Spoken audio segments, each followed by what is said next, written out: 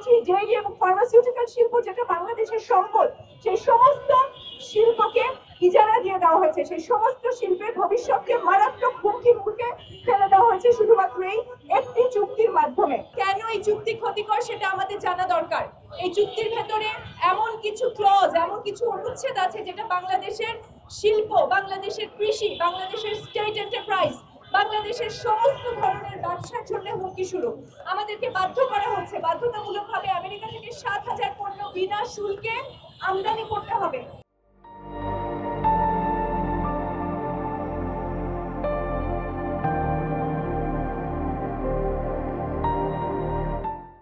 এবং এটা বাধ্যতামূলকভাবে চাপিয়ে দেওয়া হচ্ছে আমাদের দেশে। আমাদের দেশে একটা পোলট্রি শিল্প আছে, ডেইরি শিল্প আছে, কিন্তু আমেরিকান চুক্তি অনুসারে আমেরিকার পোলট্রি, আমেরিকার গরুর মাংস, মুরগির মাংস, ডিম আমরা আমদানি করতে বাধ্য থাকবো। কেন? আমাদের আমেরিকান মুরগির মাংস, গরুর মাংস, পোলট্রি, ডেইরি তো এতদিন লাগে নাই। আমেরিকার ডিম, আমেরিকার মিল্ক পাউডার এতদিন লাগে নাই। তাহলে কেন আমাদেরকে এখন এটা আমদানি করতে হবে? বলা হচ্ছে যে আমাদেরকে আমাদের গার্মেন্টস শিল্প বাঁচাতে নাকি এই চুক্তিটা করা দরকার ছিল, কিন্তু যে রেসিপ্রোকাল যেই তারিফের কথা বলা হচ্ছে, যেটা চাপানো হয়েছিল, সেটা আমেরিকার সুপ্রিম কোর্ট নিজেই এটা বাতিল করে দিয়েছে। সারা দুনিয়া জুড়ে ট্রাম্প প্রশাসন এই রেসিপ্রোকাল চিঠির জন্য সারা দুনিয়া জুড়েই তারা ভৎসনার শিকার হয়েছে।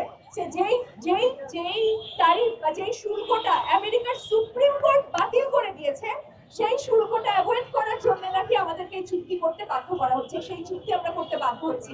এরকম বাজে যুক্তি দিচ্ছেন আমাদের পররাষ্ট্রমন্ত্রী খলিলুর রহমান, যিনি অন্তর্বর্তীকালীন সরকারের সময় থেকে দেশ বিক্রির এই ধরনের পায়তারার সাথে যুক্ত ছিলেন। এবং খুব দুঃখজনক যে জনগণের ম্যান্ডেট নিয়ে বিএনপি সরকার ক্ষমতায় এসেছে, কিন্তু তারা খলিলুরকে ঘাট থেকে ঝেড়ে ফেলতে পারেন নাই। খলিলুর রহমান এমনই শক্তিশালী, এমনই তিনি মার্কিন লবির পার্ট, যে খলিলুর রহমানকে বয়ে বয়ে আজকে একটি নির্বাচিত সরকারকে বয়ে নিয়ে আসতে হয়েছে। এবং আজকে খলিলুর রহমান সিদ্ধান্ত নিচ্ছেন, তিনি আমেরিকানদের সাথে বসছেন এবং তিনি মিথ্যা কথা বলছেন, চরম মিথ্যা কথা বলছেন যে এই চুক্তি নাকি খুবই ফ্রেন্ডলি, বন্ধুত্বপূর্ণ এবং এত ভালো চুক্তি নাকি হয় নাই।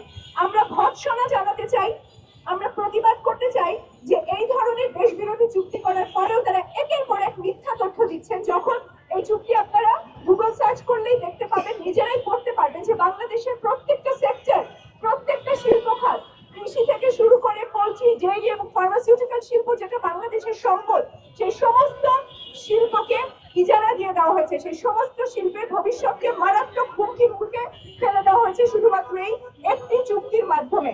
আপনারা জানেন আমাদের ফার্মাসিউটিক্যাল শিল্পটা অনেক তিল তিল করে গড়ে উঠেছে এবং এই শিল্প আমাদের দেশের মানুষের 97%, 97% মানুষের জন্য সস্তায় ওষুধ সাপ্লাই দেয়। কিন্তু আজকে যদি এই চুক্তি কার্যকর হয়, তাহলে এই ফার্মাসিউটিক্যাল শিল্পকে বাঁচানোই আমাদের জন্য কঠিন হয়ে দাঁড়াবে। কারণ এটার জন্য আমাদেরকে ফার্মাসিউটিক্যাল শিল্পের জন্য, ওষুধ শিল্পের জন্য যে কাঁচামালটা আনতে হয় বাইরে থেকে, সেই কাঁচামালের জন্য আমাদেরকে ব্যাপক পরিমাণ রয়্যালটি পরিশোধ করতে হবে।